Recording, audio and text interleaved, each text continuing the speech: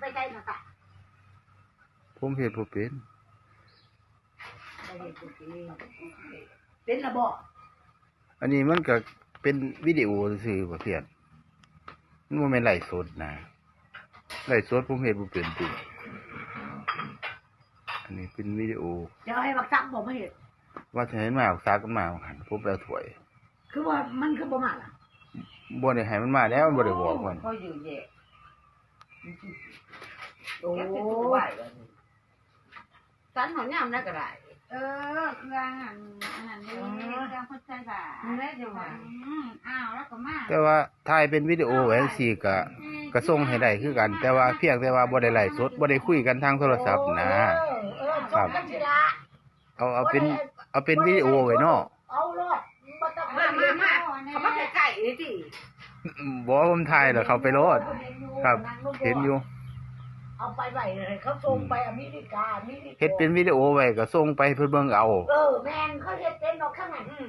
เขาสิเปิดเบิ่งเองเขาหุ่นไทยเอาปีฝุ่นอเมริกาจากเบิ่งเขาคายที่ไก่นี่ติใกล้ๆผมซุ่ม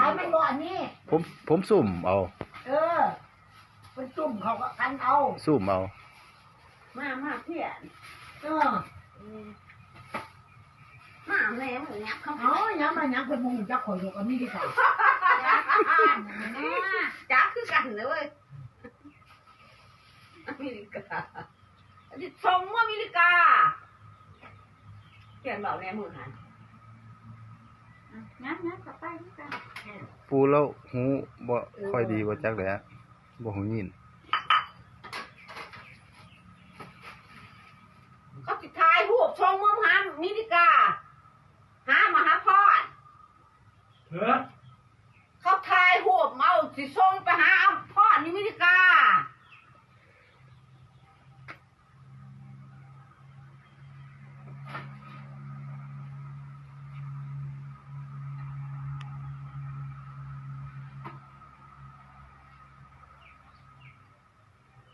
อันมองยินแบบแห้งเลยเด็กนัวแก่นัวปู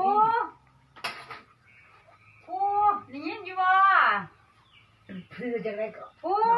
มองยินออกมาพ่อนี่ยินอยู่บ่ปูคนที่ส่งเจ้านั่นเมื่ออเมริกา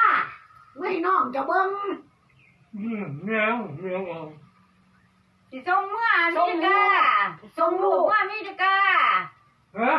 สิส่งรูปเจ้าเมื่ออเมริกาส่งไปลองซ่าจะเบิ่งลองซ่าอยู่มหาพ่อในอเมริกาพูนเพิ่นอยากเห็นนี่ข้าโทษจับมาทายเจ้าทายแล้วข่อยนี่เพิ่นสิส่งให้พ่อใหญ่อเมริกากินได้หลายเด้อจะได้มีจะบอกว่าให้หน้าตังเขากินได้หลายมื้อจะกลับแล้วมื้อนี่ลูกสิเมื่อนี่จากแล้วจะอยู่น้ำเดี๋ยวใช้บ่เป็นแม่นบ่พี่น้ำน้องเฮา